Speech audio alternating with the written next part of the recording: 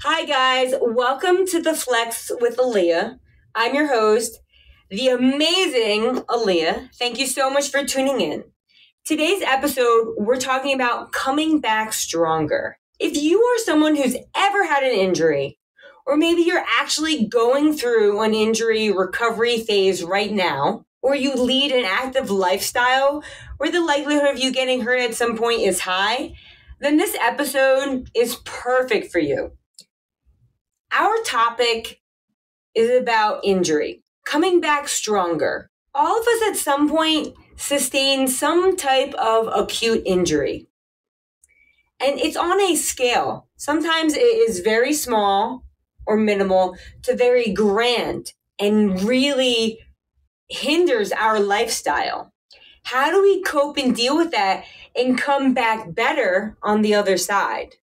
That is a great question. And not only is it a great question for me because I work in the health and fitness industry, but I have loads of experience being injured. So I have oodles and oodles of injury stories, but that is not for this podcast. That, if you're interested, will be for another podcast called Aliyah Gets Hurt. Which, fun tip, I think every year up until I was 13, I broke a bone in my body. I don't know when that tradition happened, but yep, it happened. I think put my parents through the ringer for sure with that, with that consistency. So, injuries. Ugh, they're a pain in the ass, let me tell you that. But they happen. We got to get through them. We got to persevere.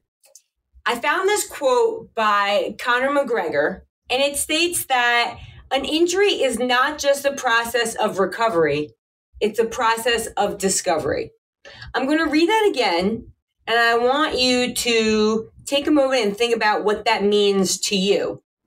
An injury is not just a process of recovery, it's a process of discovery.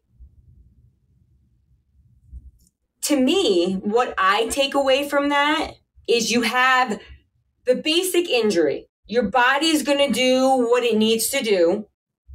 And then you have you. Who are you going to become now that your lifestyle is slightly tweaked? And that's the discovery part. Are you the person who's going to sit on their butt, mope, complain, be depressed, eat like shit, or are you going to be the person who mopes, complains, maybe stress eats for sure, but you do it for a short period of time and you find a way out of that dark hole? And that's the process of discovery. How I would view injury similarly is that handling injury is a redirection of the self. A lot of us who have very active lifestyles identify that is who we are. That's not a bad thing that we identify ourselves with being an athlete or an active person. That's what makes us us. And now we've encountered a situation that questions that identity. I broke my ankle a couple years ago. I couldn't walk. Sure, I could use crutches, but not the same thing. One, I know what crutches does to your body. And then two, all the things that I liked that made me who I am are now stripped away. Sure, there are still other pieces of me that still exist, but how I prioritize myself and how I identify myself are now up in the air. Doesn't matter what it looks like to somebody else. It's what matters what it looks like to you. And sometimes you have people in your life who don't understand that. And they are very frustrating to be around when you're injured. But don't get me wrong, you're probably a pain in the ass to be around when you're injured and when you're questioning who you are because you can't do the things that you want to do. That's why people tend to get depressed when they're injured. I had back surgery back in 2015, and I am a self-sufficient independent person. And coming out of that surgery was the most debilitating experience of my life. Not just because I couldn't do the athletics, but I wasn't allowed to be independent anymore. I literally had to have somebody help me in and out of bed, up and down off the toilet, in and out of the shower. I couldn't do normal daily things. Put on my shoes, put on my socks without the assistance of somebody else. That is a true identity crisis. Not only was my fitness taken away from me, but my independence. Holy shit, that is hard to cope with. I probably was not the, brightest ray of sunshine to be around that time. But think about it. If that was taken away from you, would you be happy? Would you be bubbly and vivacious? It's easy to say, yeah, sure I would. But you wouldn't. You wouldn't. It would all be a facade. And if you're trying to put on that happy face, sometimes you end up hurting yourself more than if you just face the hardship you're going through. When going through an injury, I would say the first thing, I'm not talking about the physical piece, the rehab. Obviously, you need that taken care of.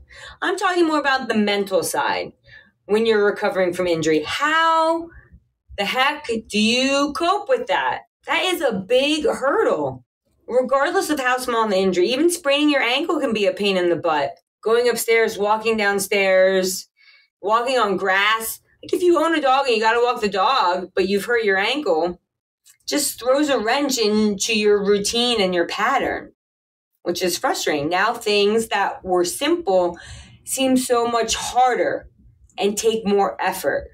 And all those little things add up, which is why when I read Conor McGregor's quote, that's the process of discovery. The things that you typically did now are altered because there's been a shift. So when you're going through the beginning phases of an injury, I tell my athletes, live in that moment. Be freaking angry. Unleash the beast. If the people around you can't handle that, you either need to remove yourself from their presence or you need to, warn them. Because if you hold that dragon in, it's going to come out later. It's absolutely going to come out later and not in a good way. Now, when you unleash the dragon, that's you expelling that negative energy you have about the incident. Does it rid you of all that negativity? Absolutely not. Heck, I broke my ankle a couple years ago and I'm still mad at that stupid race that I did. And it's not even the race's fault. Not even my fault. I needed to take an inch to the left and it wouldn't have happened. But I'm still angry about that, but I'm not letting it control my life. Every so often I'll bitch about it to somebody. But it's comical when I talk about it now in my head. Is it still frustrating? Absolutely. But the way someone is going to deal with that is to confront it in the moment. You have people in your life who tell you to move on quick. Let it roll off your back. Just let it go. If it was that easy and it didn't impact you that much, you could let it go. But because you care about the things that are now restricted, you're harboring this anger towards what happened. And you got to feel that because you can't change the past. You can only direct the future. So allowing yourself to process that anger, that frustration about the race where you sprained your ankle, about feeling stupid that you tripped over the rock, whatever it is. Give yourself a couple days or however long you need, but cap it. And then that's when you need to start to move on. That is what I tell my athletes. Be angry. Be frustrated. Okay, now that you've done that, let's create a plan. Let's move forward. That mental aspect of moving forward is equally as hard because you have to create a new version and a new vision of what you see for yourself.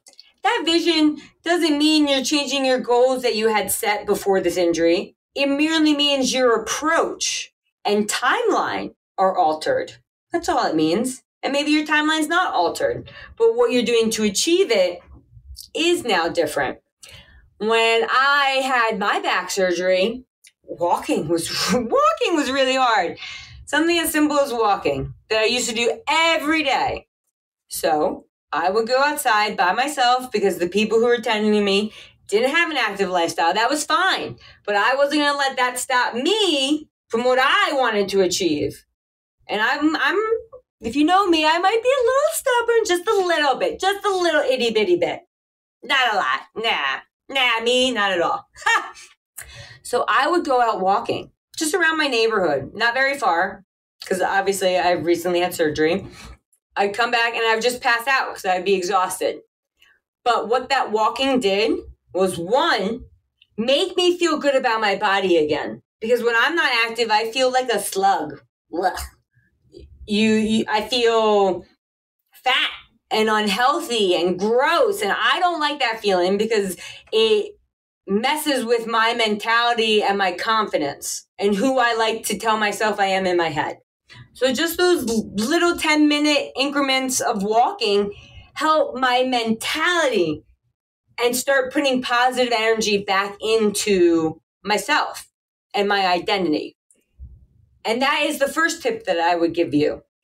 Take a baby step that eases your mentality and reinforces your identity.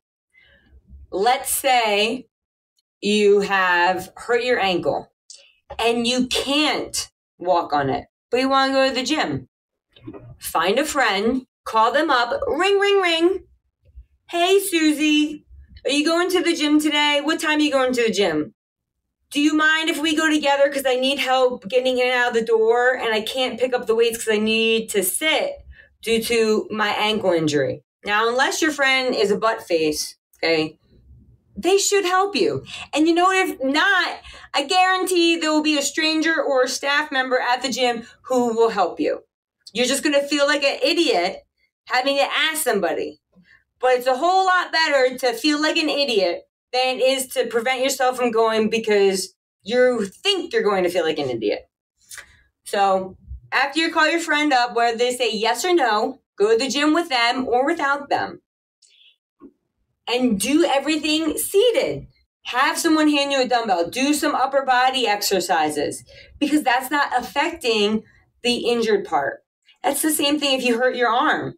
Okay, you can't do certain things with your arm if you have a shoulder injury or an arm injury, but you can go to the gym and do some lower body stuff. You can do certain core exercises.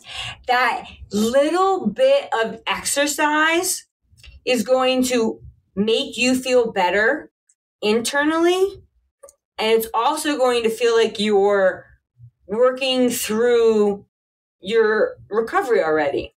And that part about feeling good is going to make that habit sustainable because you did it when you didn't have the injury and now you're creating a new pattern. That's that first tip. It is so good.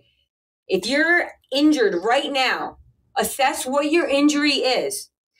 If you're working with a trainer, your trainer should be educated enough to write a program that works around your injury while you're recovering and then works to improve it when you're in that actual rehab phase.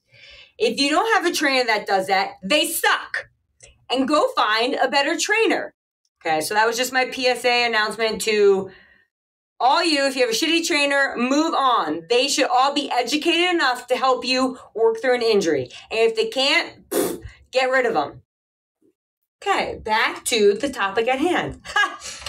There is always a way. Always.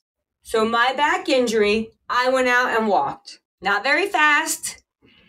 Eventually, I worked up to a mile. It was the slowest mile known to man, but you know what? It was a mile I couldn't do the day after surgery, 2 days after surgery. I worked up to it, and now I've accomplished a goal, which makes me feel good because goals help me thrive. You need to assess what makes you thrive. If you listened to my podcast last week about drive, that emotional element, if you listen to the podcast about achievement motivation, achievement behavior, I'm working to improve myself from where I was. That's what I did with walking those steps and eventually accumulating a mile. And then you know what I did? I couldn't freaking squat. So I love being creative and coming up with ways to help injured athletes. So if you need someone awesome, ask me. What I would do to work on my squats is I would go on my walks and I would drop my keys. Oh shit, I dropped my keys. I got to pick them up. No one's around. And I'd slowly pick them up. And I would do that periodically throughout my walk to start activating some muscles in my lower body. So that's tip number 2. Start to challenge yourself within the parameters of your injury. I am a firm believer for myself of towing that line. Now, when I work with athletes who are injured, I do not toe the line for them. I let them decide what that line is, and I'm their conscience. I tell them, ooh, that might be a little too far. Let's reel it in. Or that was really good. Next week, let's try a little bit more. I think we're being a little safe. Let's build that confidence by trying this move. So that would be tip 2. Start to progress yourself in a way that challenges you, provided the limitations you're in for your injury.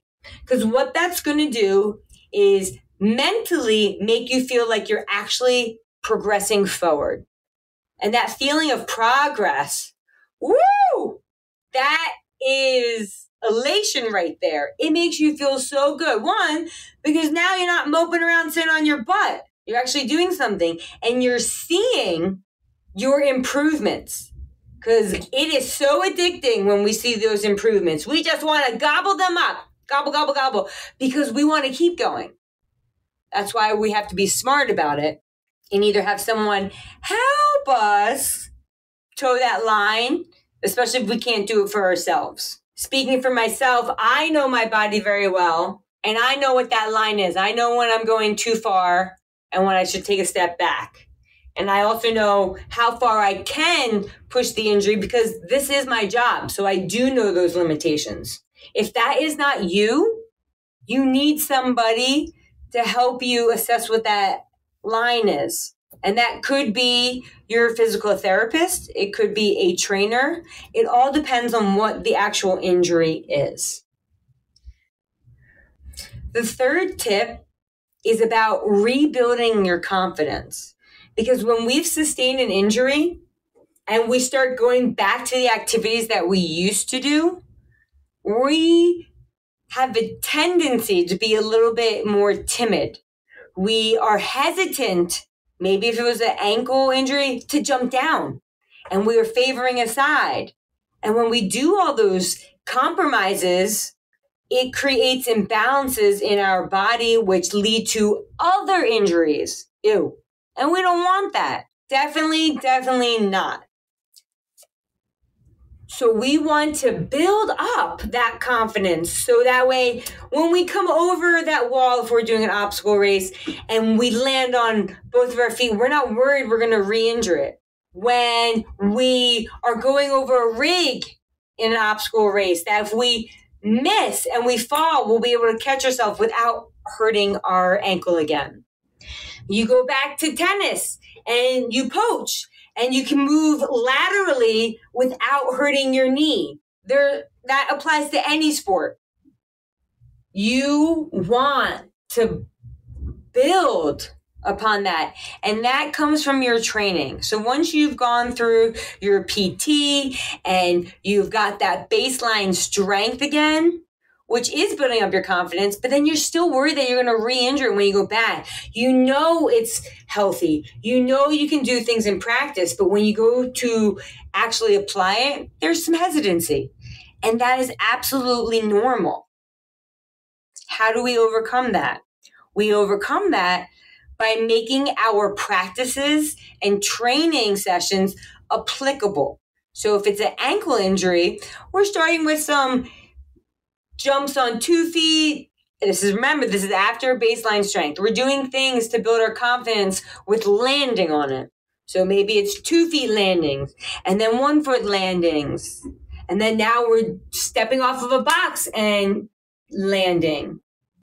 That way, when you go back to your sport or your activity, you're approaching it with confidence. Because when we don't approach our activities and sports with that aggressive confidence, we are more likely to hurt ourselves. Unfortunately, that's the way the cookie crumbles. If you're hesitant, that's like being a hesitant driver on the road and you're trying to merge lanes and you're like, ooh, no. You're creating more of a situation for those around you and for yourself by not committing. And that works for your body as well. So if you are hesitating, moving left and right because you're running on trail, now when present with it, you're going to likely hurt yourself because you're resisting the way your body wants to move and should move. So those are the 3 main tips I have for you for coming back stronger from injury. The first being, deal with it. Sit in that anger and get it out. Unleash the beast. Then move the freak on. Tip 2, take small, minute steps to get yourself feeling like who you were and who you want to be. And third was build that confidence.